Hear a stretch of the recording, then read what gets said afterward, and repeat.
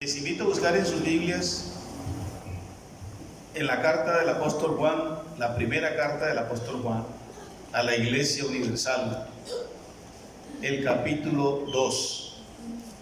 Les invito a que lean toda la carta, la primera carta del apóstol Juan, toda, léanla 3, 4, 5 y 30 veces si quieren. Seguro que siempre les va a quedar algo, van a tener fresca esa información. Hoy estamos estudiando el capítulo 2, versículos 1 al 6. Voy a leer para ustedes, me siguen ahí en sus Biblias. ¿Ya lo tienen? Dice así la palabra santa, inerrante e infalible de Dios. Hijitos míos, estas cosas os escribo para que no pequéis. Y si alguno hubiere pecado, abogado tenemos para con el Padre a Jesucristo el justo. Y Él es la propiciación por nuestros pecados, y no solamente por los nuestros, sino también por los de todo el mundo.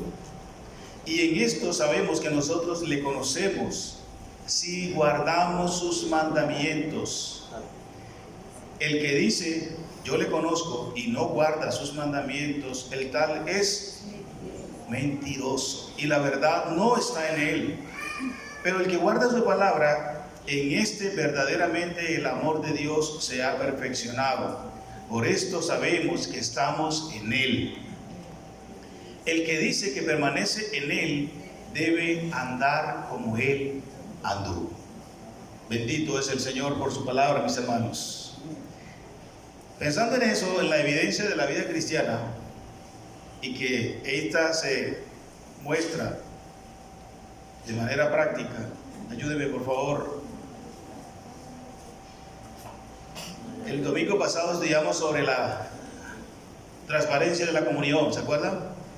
Entonces, si la comunión con Dios es transparente, la vida en Cristo es evidente, se muestra. Si puesto que es clara la comunión, la vida es evidente, debe verse. Si dices que eres cristiano y no vives como tal, como si Cristo vive en ti, mientes y faltas a la verdad, la acabamos de leer. El cristiano tiene a Cristo, obedece su palabra y vive como Él. ¿Así es usted? Yo sé que es un reto para nosotros lo que vamos a estudiar en esta mañana y lo que viene de primera carta de Juan. Y es necesario, hermanos, es necesario que seamos retados, confrontados sobre cómo estamos llevando nuestra vida cristiana y si realmente eres cristiano, porque hoy muchos están asistiendo a las iglesias cristianas, están abarrotando templos, mega iglesias y aún pequeñas como las nuestras, porque una cosa no determina la otra, por muy grande o pequeña que sea, eso no determina la calidad de una iglesia cristiana, sino la vida práctica que se expresa en Cristo como el Señor de sus vidas. Pero sea grande o sea pequeña, sea que tengas muchos años o pocos en la fe, la vida cristiana es expresiva, es práctica. Eso es lo que vamos a mirar a partir del capítulo 2 de la primera carta a Juan. ¿Y por qué? Hemos estado diciendo desde el capítulo 1. Porque en la época en que el apóstol escribió esta carta a la Iglesia Universal, había mucha gente entre los hermanos que no eran hermanos, que no vivían la fe cristiana, que no vivían en luz, que no vivían en la comunión con Dios, que no eran permanentes en la vida cristiana. Y a partir de hoy vamos a empezar a leer y a mencionar mucho un verbo que es muy, pero muy importante en la carta, a partir del capítulo 2, permanecer. Permanecer, porque los que son de Dios permanecen y de igual manera expresan, viven de manera práctica lo que son en Cristo. Vamos a dejar que Dios nos rete, hermanos, no le tengan miedo a eso, es necesario. Era necesario que en aquella época se evidenciaran, salieran a flote los que no eran de la iglesia, que estaban en la iglesia.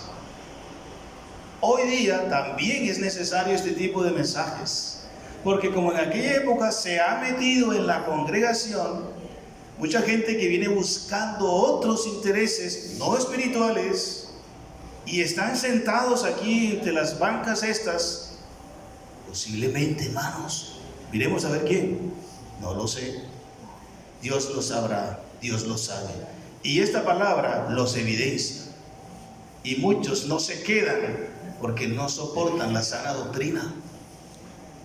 Dice las Escrituras que en los postreros tiempos muchos no sufrirán, no aguantarán, no soportarán la sana doctrina y saldrán de la congregación, mas no de la iglesia, como ustedes me han escuchado decir. Hoy vamos a ver entonces, en virtud de esto, que la vida cristiana se evidencia, en primer lugar, se evidencia al tener a Cristo. Es obvio, ¿verdad? Ustedes dirán, eso sí, es obvio, pastor, pero es que esto hay que recalcarlo. Si no tienes a Cristo, no puedes evidenciar la vida cristiana. ¿Te parece lógico, verdad? Hay que hacerlo lógico, y lo hace lógico el apóstol, porque muchos se estaban metiendo en la iglesia diciendo que eran cristianos y eran anticristos. Vamos a verlo más adelante en los siguientes capítulos. Les animo a que lean Primera de Juan. Por ello era necesario que el apóstol recalcara esto, que Cristo está en los que son cristianos. En los que no son cristianos no está Cristo, aunque asistan y se reúnan en la iglesia cristiana. Las iglesias no hacen cristianos a nadie. Ojo, ¿sí me explico? Las iglesias no hacen cristianos a nadie. Un cristiano es uno en quien vive Cristo. Un cristiano no es el que ora, lee la Biblia, asiste a la iglesia cristiana. Eso está muy bien, hay que hacerlo. Pero un cristiano es uno en quien vive Cristo. Por eso el apóstol comienza el versículo 1 del capítulo 2 diciendo: hijitos míos. Miren la expresión tierna, suave con que el apóstol aborda el tema. Ese que en otras épocas fue llamado el hijo del trueno con su hermano, ahora moldeado y molido por el Señor, expresa de esa manera a la iglesia: hijitos míos. Esto que les voy a decir, se los digo, es para que no pequen.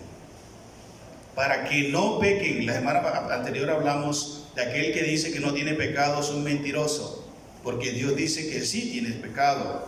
Pecamos aunque no somos pecadores, ya lo explicamos el domingo pasado, pero dice: estas cosas les digo para que no pequen.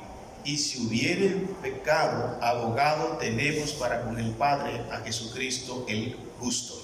Bien, entonces un primer aspecto para considerar en esto de la evidencia de la vida cristiana es que se evidencia al tener a Cristo. Nosotros los cristianos tenemos a Cristo. Si usted es cristiano de corazón, tiene a Cristo, amén. Si no lo es, no lo tiene. Vamos a desarrollar esto más adelante, pero esa es la tesis inicial en este capítulo.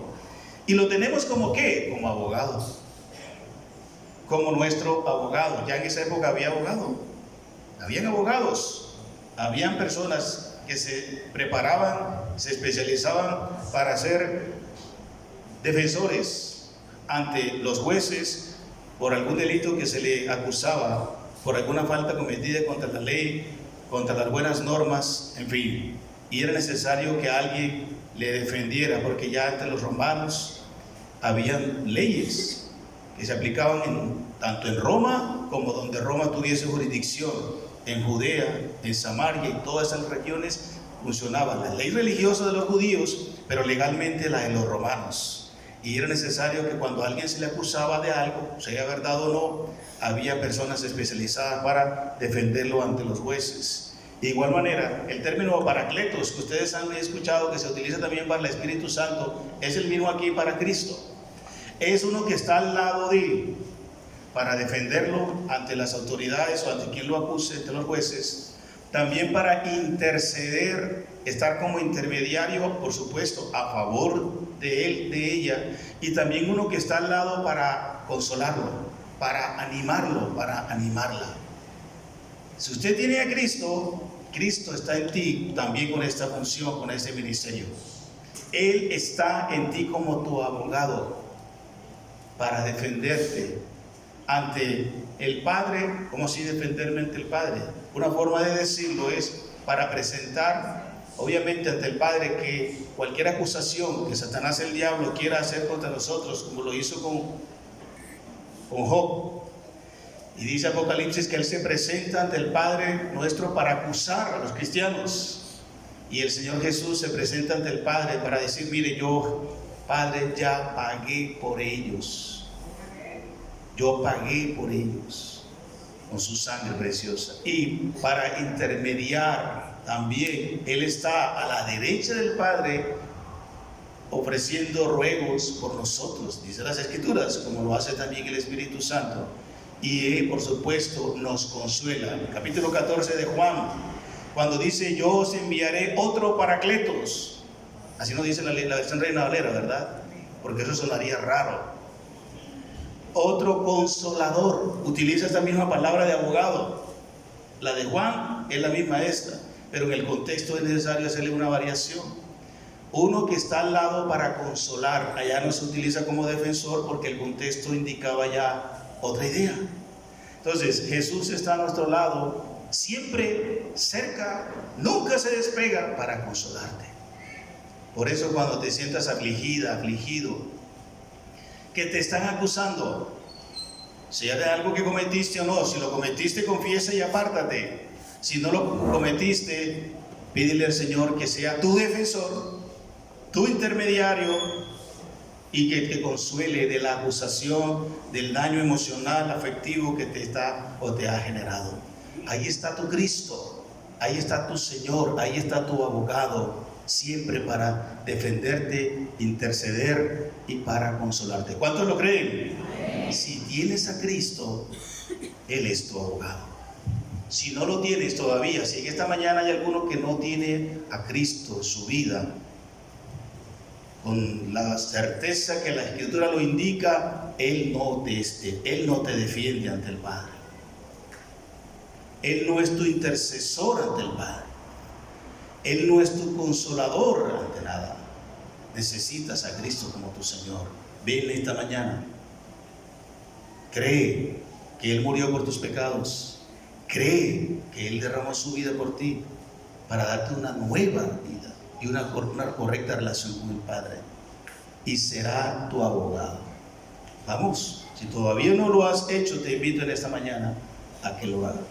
Para los que ya lo hemos hecho y estamos seguros que es así, bueno, a confiar y a evidenciar que Cristo está en nosotros como nuestro abogado. También la vida cristiana es práctica, se evidencia, se ve, se muestra y demuestra al tener a Cristo no solo como nuestro abogado, sino como nuestra propiciación. Yo sé que para algunos esta palabra es nueva, rara.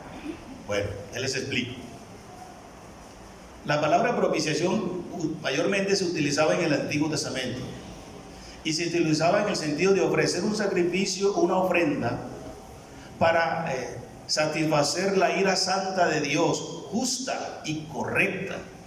También se utilizó como para hablar del lugar donde se ofrecía la ofrenda. Inicialmente era el lugar donde se ofrecía la ofrenda, y luego ese lugar se llamó el propiciatorio. O sea, el lugar donde se ofrecía para generar condiciones de paz, de perdón, de remisión de pecados. Y luego entonces en el Nuevo Testamento se utiliza esta figura del Antiguo Testamento de ofrecer una ofrenda en ese lugar para apaciguar la ira justa y santa y correcta de Dios por el pecado del mundo en la época de Israel en particular. También se utiliza esa figura para decir ahora que Cristo es nuestra propiciación. Él ya se ofreció, sí, su vida, su cuerpo y su sangre en la cruz se ofreció para nuestra redención, pero Él mismo, como ser humano, como ser divino, Él mismo es nuestra condición de paz. Él mismo. Por eso, si tienes a Cristo, estás en paz con Dios. Si tienes a Cristo, ya el pecado no te debe acusar de nada. Si tienes a Cristo, estás en la correcta comunión y relación con Dios. Cristo en ti es la garantía de tu comunión con Dios. Si no tienes a Cristo, no tienes comunión con Dios. Entonces, Cristo es nuestra propiciación. Miramos una cita que quiero resaltar respecto a este tema, que encontramos, por favor, en Romanos capítulo 3, versículo 25. ¿Ya lo tienen? Romanos 3, versículo 25. Lo leo para ustedes, me siguen ahí en sus Biblias con atención. Dice, a quien Dios, voy a leer desde el 24 para que sepamos de quién está hablando. Siendo justificados gratuitamente por su gracia, mediante la redención que es en Cristo Jesús, a quien Dios puso como propiciación por medio de la fe en su sangre, para manifestar en su justicia a causa de haber pasado por alto en su paciencia los pecados pasados. Juan está hablando de los pecados. Si alguno hubiere pecado, Cristo es nuestra propiciación. O sea, Él mismo es el elemento condicionante a favor nuestro de que ya no estamos enemistados con Dios. Propiciar entonces es expiar, ofrecerse en sacrificio para que ya Dios nos perdone, nos quite nuestros pecados. Y implica también traer a la reconciliación. Qué bendición, ¿no? Eso es, lo hizo y es permanentemente Cristo en nosotros. Por ello, si has de evidenciar la vida cristiana, tienes que evidenciarla primero con Cristo en tu vida, que Él es tu abogado, que Él es tu propiciatorio, o mejor, tu expía. ¿Saben que sí se puede decir eso? La palabra propiciatorio también es expiar. Cristo es nuestro expía. Yo sé que la connotación actual de expiar o de expía es otra, pero en este caso, uno que expía es lo mismo, uno que se ofrece en sacrificio y ofrenda para apaciguar el litigio, la ira de Dios sobre alguien. En este caso, Dios estaba enojado con el mundo con razón, y Cristo, dice la Biblia, que el Señor lo puso como propiciación y lo ofreció para apaciguar la ira, el enojo santo que Él tenía con nosotros. Ya Dios no está enojado con nosotros. Hermanos, ¿sabes esto? Ya Dios no está enojado contigo. Él te ama. Él te ama.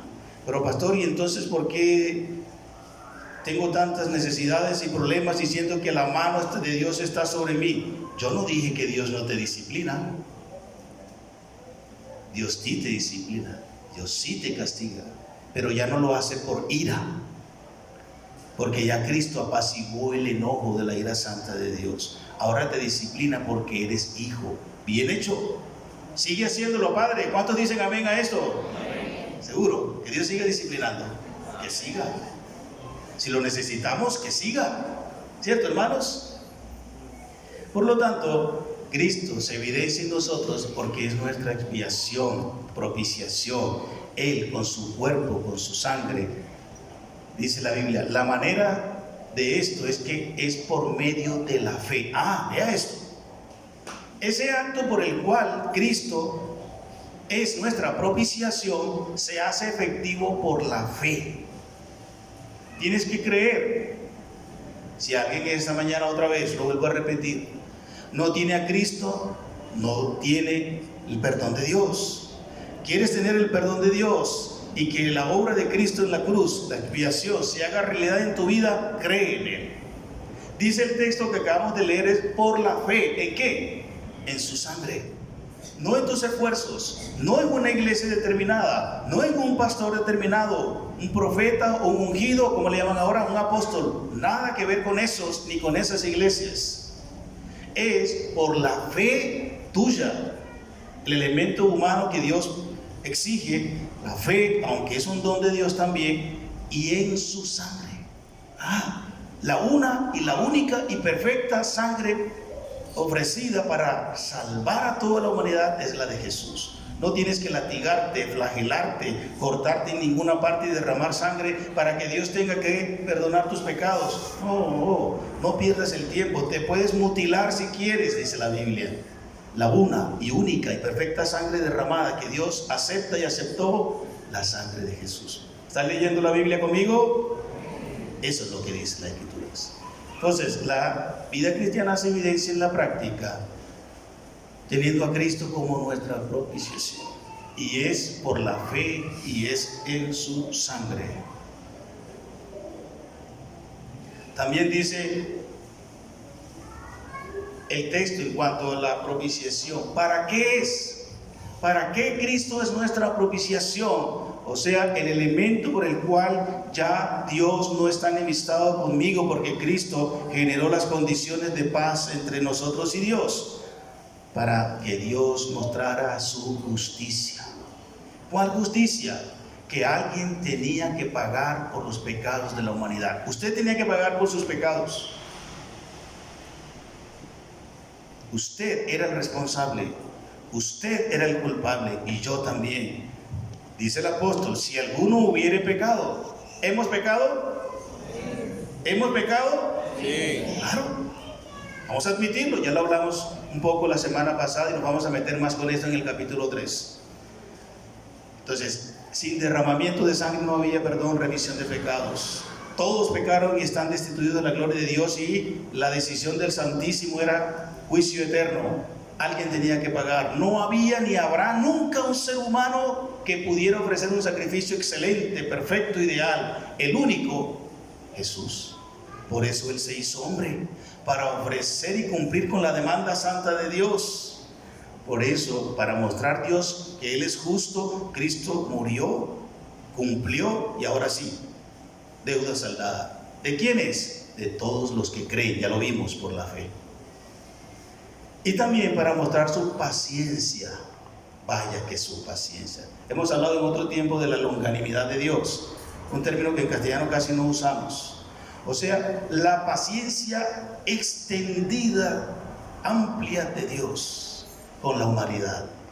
Así como tú sabes que Dios ha tenido paciencia contigo, dándote el tiempo, la ocasión y las circunstancias de que te arrepientas, de que reconozcas que por tus propios medios no te puedes salvar, que tu religión no funciona, que haber nacido un nuevo cristiano menos, que haber asistido a la iglesia del Salvador o a la última lágrima tampoco. Dios te ha tenido paciencia y ha esperado. Bueno, para mostrar esa paciencia de Dios con la humanidad, a su debido tiempo uno murió por todos. Pero mayormente son salvos, y la propiciación se hace realidad en los que creen. Ya lo vimos, por la fe en su sangre. Entonces Dios, a través de ese acto de poner a Cristo como nuestra propiciación, expresa su justicia y expresa su paciencia. Dios nos ha tenido paciencia y la tiene aún, porque a pesar de que pecamos, todavía ese acto de propiciación sigue siendo vigente. Por eso Cristo ya no tiene que morir más, una sola vez, y por eso, si alguno hubiere pecado de entre los presentes, admítalo, no peque más, porque dice el texto que estas palabras es para que no pequen. Pero puesto que hemos pecado, Cristo es nuestro abogado y Cristo es nuestra propiciación. Amén. Esto es permanente, vigente, siempre. Por eso es la garantía. Cristo en nosotros es la garantía de nuestra eterna salvación y vinculación eterna con el Padre. En segundo lugar, la vida cristiana se evidencia en la práctica, y esto se evidencia al guardar su palabra. Miren lo que dice el texto.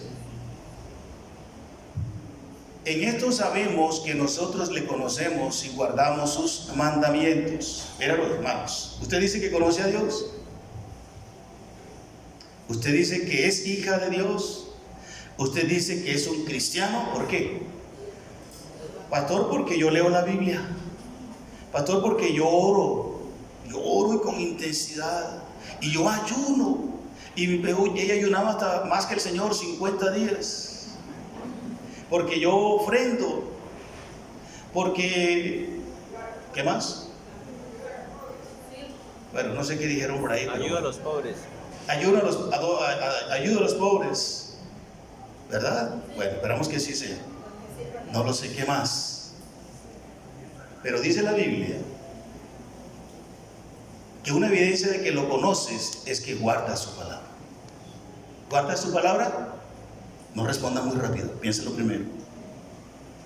Guardar su palabra es sujetarse, creer, sujetarse y obedecer su palabra. Vamos a confrontarnos. ¿Lo hacemos? No respondas todavía muy rápido. Piensa. Dice allí que aquel que guarda su palabra, que conoce a Dios. La palabra conocer ahí indica una relación, indica una vinculación y relación íntima con el objeto conocido. No solamente un ejercicio académico de saberes, de conocer en el sentido de tener una experiencia cognitiva con el objeto, sino una relación, vinculación, una experiencia íntima del corazón con el sujeto u objeto que se dice conocer, en este caso Jesús. Si dices que conoces a Jesús, pero no guardas las palabras de Jesús, eres un y así lo dice el Señor. Entonces, la vida cristiana es práctica y se evidencia al guardar su palabra, al creerla, al sujetarse a ella y al obedecerla, en una verdadera relación con Cristo y al obedecer su palabra. ¿Conocen esa cita de Santiago 1:22? Dice que no solamente seamos ¿qué? Oidores, sino ese guardar implica eso, hacer lo que la Biblia dice, someternos a ellas y cumplir lo que la Biblia dice.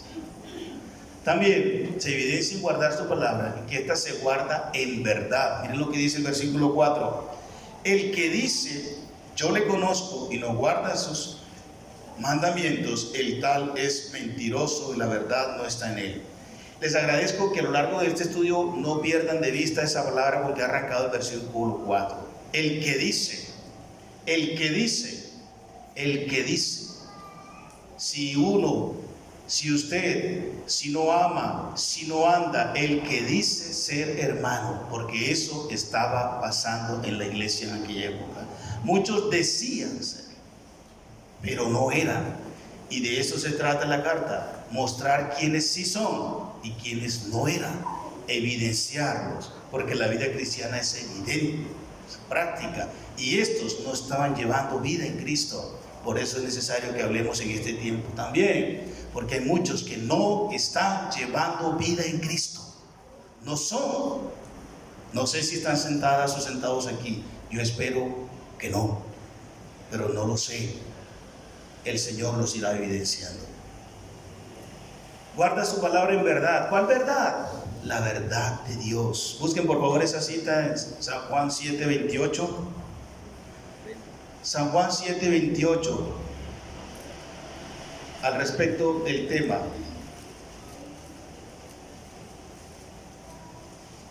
Dice así, San Juan 7:28, el mismo apóstol escribiendo acerca de la verdad.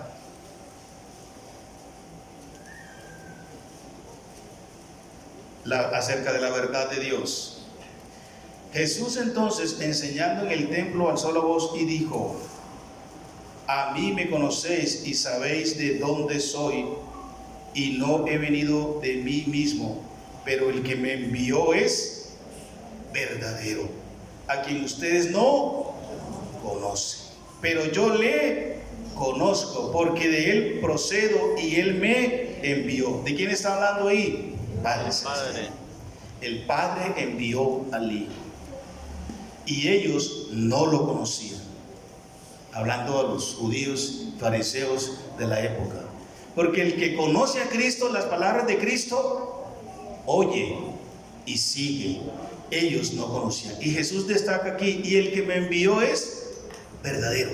Entonces, ¿a qué verdad nos referimos aquí cuando guardamos en verdad la palabra? Hablamos de la verdad de Dios. ¿Crees la verdad de Dios? ¿Obedeces la verdad de Dios? ¿Guardas la verdad de Dios? ¿Dónde está revelada la verdad de Dios?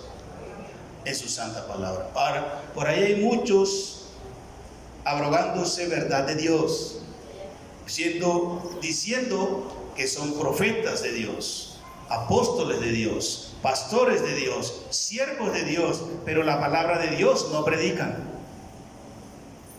La palabra de Dios no anuncian.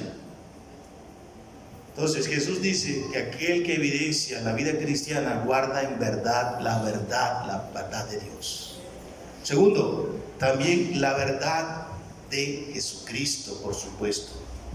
Ahí mismo en San Juan, el capítulo 14, que hemos mencionado en algunas ocasiones, el versículo 6 dice, ustedes conocen muy bien ese texto, dijo Jesús, todos, vamos a decirlo todos, Jesús le dijo, Yo soy el camino, la verdad y la vida. Nadie viene al Padre si no es por mí. ¿Y qué dice el versículo 7? Si me conocieseis, también a mi Padre conoceríais, y desde ahora le conocéis y le habéis visto. Si, hermanos, encuentras la relación de conocer en el sentido de relacionarte con Cristo por guardar su palabra y obviamente por guardar la verdad de Dios. Si conoces a Cristo, conoces a Dios. Si conoces a Dios y a Cristo, conoces su palabra y guardas su palabra. ¿Cómo dices conocer a Dios si no guardas su palabra? Eso es una mentira. No lo estoy diciendo, lo dice la Sagrada Biblia, la verdad de Dios. También guarda en verdad la palabra de Dios, la palabra de verdad. Una cita también muy conocida por ustedes en San Juan 17:17, que dijo Jesús a la voz de tres: santifícalos en tu palabra. Tu palabra es verdad. ¿Y qué es verdad? Santifícalos en tu verdad. La correspondiente relación con la realidad esencial de las cosas. Y Dios es la realidad esencial de las cosas. Toda verdad procede de Dios. Cristo es verdad porque toda la verdad procede de Cristo. Cristo es la realidad esencial de las cosas. Sin Cristo no hay verdad. Sin Dios no hay verdad en el mundo. ¿Quieres conocer la verdad? Conoce a Dios. Entra en esa íntima relación con Él. ¿Quieres vivir en la verdad? Ven a Cristo. Vive en y por Cristo y empezarás a vivir una verdad de vida. Si no, estás viviendo una falsedad de vida.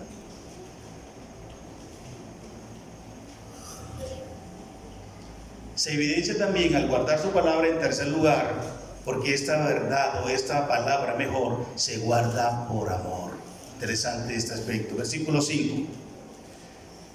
Pero el que guarda su palabra, lo ha presentado ahora el apóstol, el que guarda su palabra, en este verdaderamente el amor de Dios se ha perfeccionado, por esto sabemos que estamos en Él. Quiero aclarar lo siguiente: el que guardando su palabra, literalmente es así, hermanos, el texto, la palabra que aparece allí, el que guardando su palabra, porque a veces pensamos, si yo la guardo ya, en una época la guardé, ya eso me califica como que estoy en Cristo.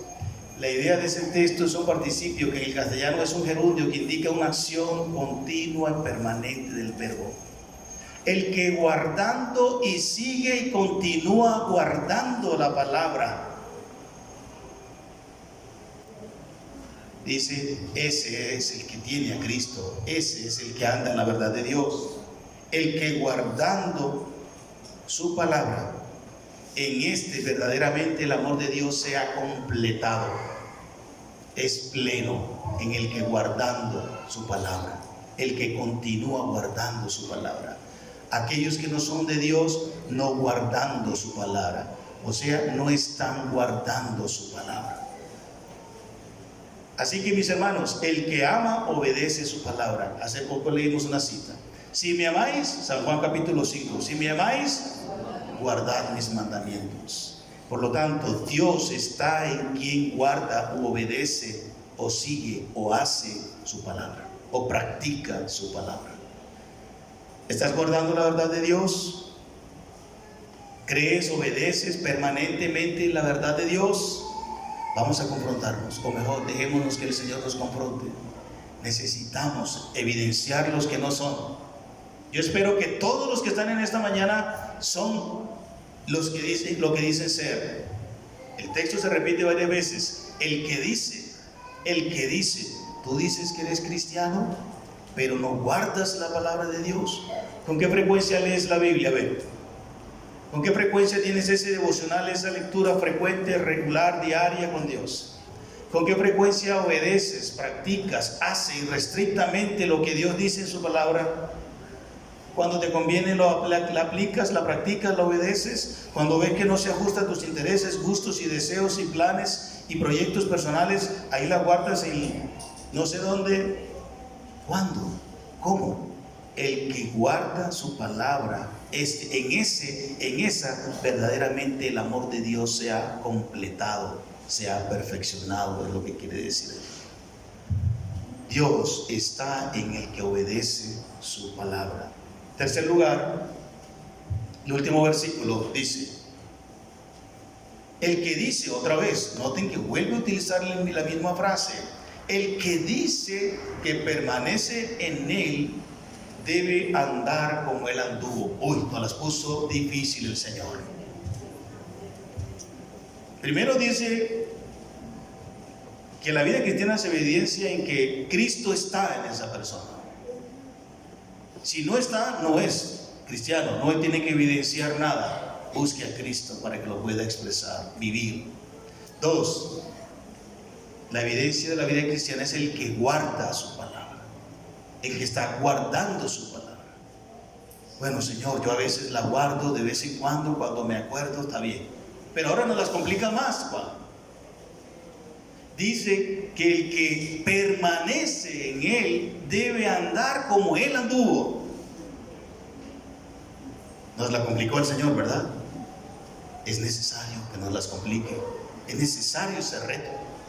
Vuelvo y le repito, eso estaba pasando en la congregación. Y era necesario ya sacar a flote los que no son. Y si también es necesario sacar a flote aquí los que no son, vamos a sacarlos. A ver, levanten la mano los que no son. Yo sabía que no iban a levantar la mano, pero corrí el riesgo. Por ello es necesario, amados, que estemos orando frecuentemente por los que están afuera que todavía no son, pero también por los que vienen que no sabemos si no son y creen que son. Eso es, hermanos, llévate esta idea para tu casa. Señor, te ruego por todos los que asisten a nuestra congregación, que dicen que son pero que no son, para que sean realmente de Cristo. Porque nos llamamos hermanos. Vamos a ver en el capítulo 3 una declaración más complicada, pero vamos a hacerlo. Que esos que se llaman hermanos, resulta que no eran hermanos y tuvieron que salir de la iglesia porque no eran hermanos. Porque el que peca con frecuencia evidencia que no es hermano. Espérense, ya llegaremos allá. Les invito a que lean todo el capítulo 3 y los demás. Así las cosas, utiliza ahora una palabra, como les dije hace un momento, un verbo que vamos a estar usando de aquí en adelante varias veces. Se repite muchas veces, permanecer. Voy a hacer solamente 2 menciones allí de palabra permanecer con respecto a evidenciar andar en Cristo. 1, se evidencia andar con Cristo por permanecer en Él. Y ahí también la palabra es permaneciendo en Él. Permaneciendo en Él. Y la idea de permanecer ahí es quedarse fijo. Bien en lugar, bien de tiempo o bien de circunstancia. Acuérdense esto. Permanecer ahí es quedarse fijo, estable, ahí. No se mueve, no se traslada, no se cambia, no se traslada a ninguna parte, como dije. Por lo tanto, aquel que dice que es cristiano se queda, permanece fijo, estable en Cristo, permanece en la persona de Cristo, en Él como hombre. Eso lo vamos a tocar más adelante. En esa época había alguna corriente gnóstica que decían que Cristo no había venido en carne y negaban la humanidad de Cristo, que era solo una apariencia, pero que Él era solamente espíritu, no hombre. Eso es falsa doctrina. Si esos tocan a tu puerta, ni le recibas en casa, ni le invites a un café, así como te digo, porque eso no traen esta palabra. Eso lo miraremos después. Quedarse en Cristo es creer que Él es el eterno Dios. Esa doctrina se defiende mucho en la primera carta, ya hablaremos de eso. Por ahora es la primera vez que utiliza el apóstol la palabra permanecer, porque a partir de entonces la va a usar con más frecuencia, por la necesidad de lo que Él tiene que presentar a la iglesia. Quedarse en su obra. ¿Crees que Cristo vino a la tierra? ¿O crees que esto es un solo cuento, un mito religioso de los judíos? Muchos que dicen ser cristianos hoy, teólogos e iglesias, están negando que la obra de Cristo fue real. están negando que Cristo no hizo todo lo que la Sagrada Biblia dice que hizo. Es más, muchos eventos y milagros y obras que relatan los evangelios, hechos y los otros escritores acerca de Jesús, dicen que estos solo fueron simbolismos, pero que en realidad muchos o esos hechos no ocurrieron. Permanecer en Cristo es permanecer también lo que Él hizo, no solo su persona humana divina, sino también su obra, vida, muerte y resurrección gloriosa. ¿Te quedas ahí? ¿Estás ahí? ¿Sigues creyendo esa doctrina, esa palabra? Si no, si ahora lo niegas, has apostatado de la fe. El que es, permanece. Y en tercer lugar, se evidencia en andar como Cristo, en que también te quedas en su palabra, en lo que Él dijo, en lo que Él enseñó. Jesús decía muchas veces: todo lo que yo os he dicho lo he escuchado de mi Padre. Yo no os he dicho nada que no haya escuchado de mi Padre. Entonces, si tú te quedas en la palabra de Cristo, te quedas en la palabra del Padre, porque el que tiene al Hijo tiene al Padre, y el que niega al Hijo niega al Padre. ¿Dónde dice eso? ¿Dónde dice eso? Aquí, en la palabra, aquí, en la primera carta de Juan, pero ya llegaremos allá. Por lo tanto, hermanos, la vida cristiana se evidencia en la práctica, andando como Cristo. ¿Y Cristo cómo andaba? Fijo, permanente en quien era, delante del Padre, delante de la sociedad. No importa que Satanás le ofreció lo que no era de él, pero se lo ofreció, Cristo se mantuvo firme, fijo, se quedó en la palabra de Dios, en lo que Dios le había mandado, y murió porque permaneció en su objetivo. Nosotros tenemos que permanecer en Cristo, en su obra y en su palabra, como evidencia de nuestra vida cristiana. Y en segundo lugar, versículo 6 también dice que debemos andar. Si permanecemos en Él, entonces andemos como Él. Puesto que andamos como Él, la palabra andar ahí es caminar también, conducirse, vivir como Cristo, como nuestro Señor y Salvador. Y dice la Biblia, debe. ¿Sí lo leyeron? Debe. O sea, es una obligación. Así como lo oyes, mi hermano, no es una opción, no es si me parece, no es una recomendación, no es una sugerencia. Niños que dicen ser cristianos, a ver, ¿dónde están los niños que dicen ser cristianos? ¿Dónde están los jóvenes y adolescentes que dicen ser cristianos?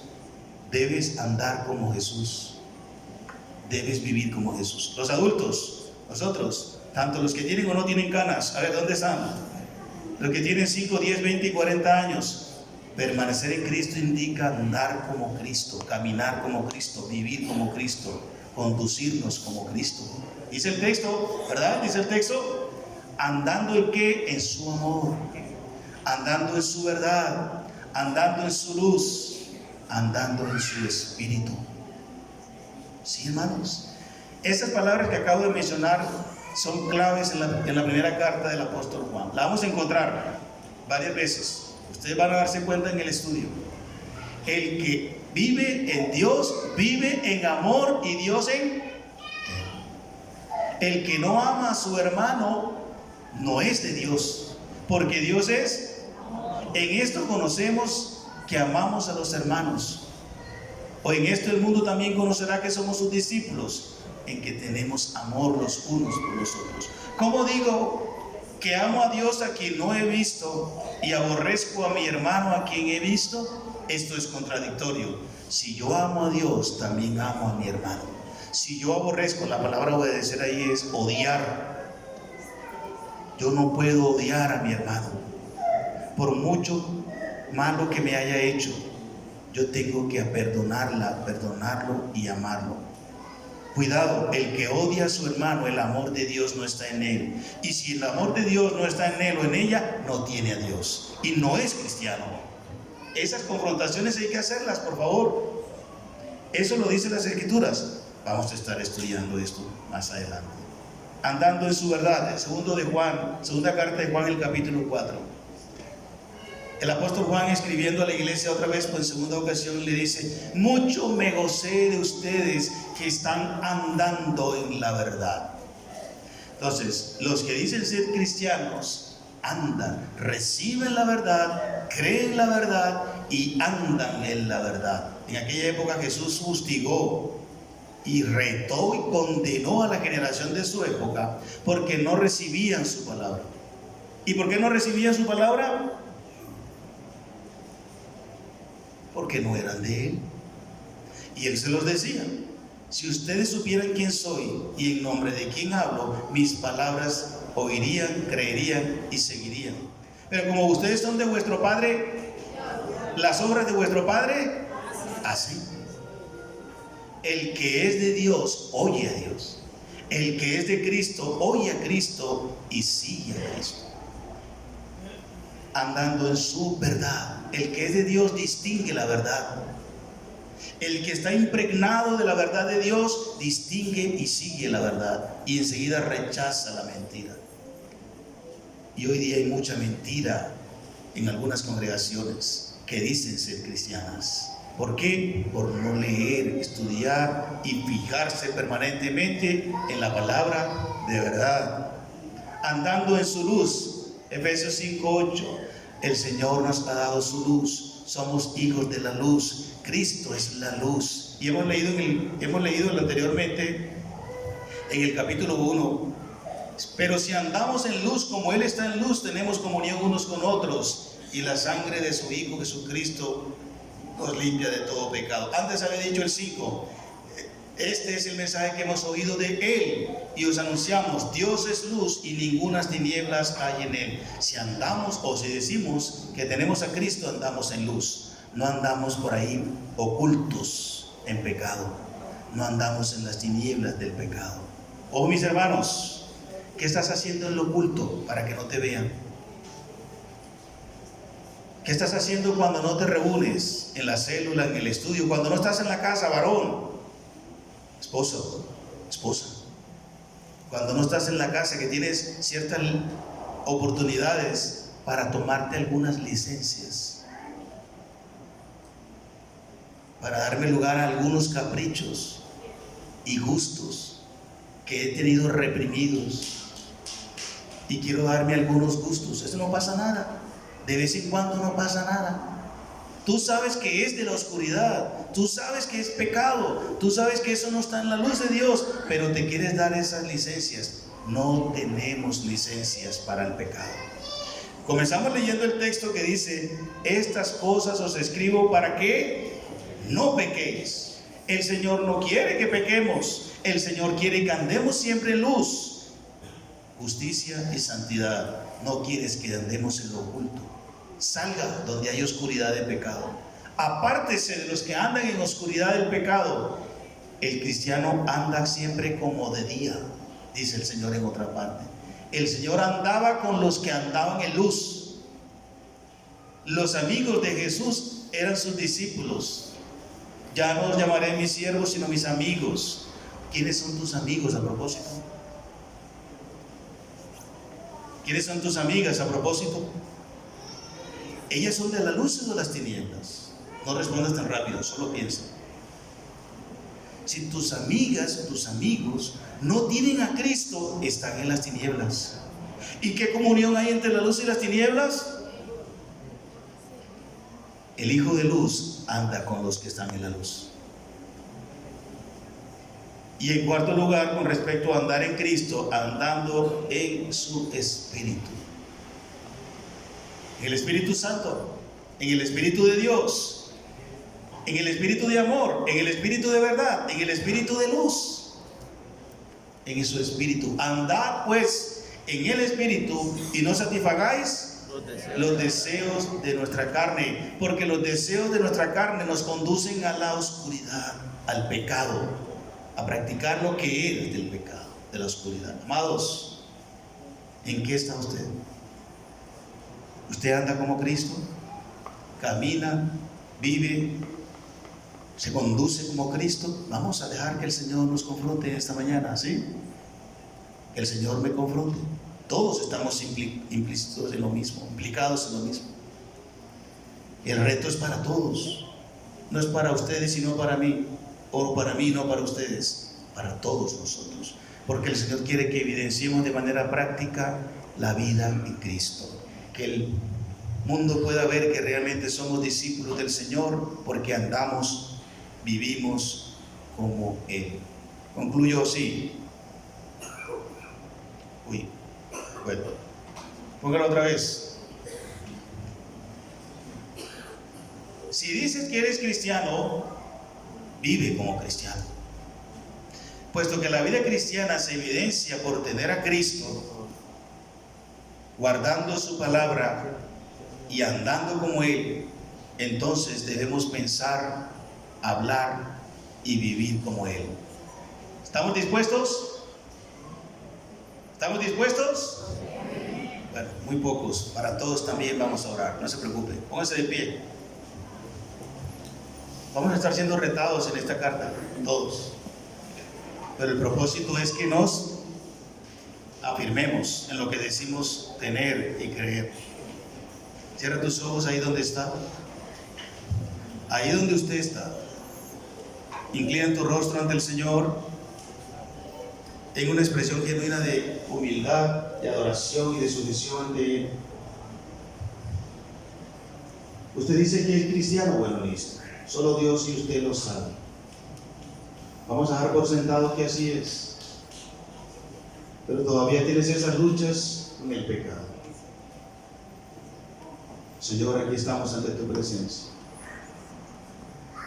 Tú sabes qué somos, quiénes somos.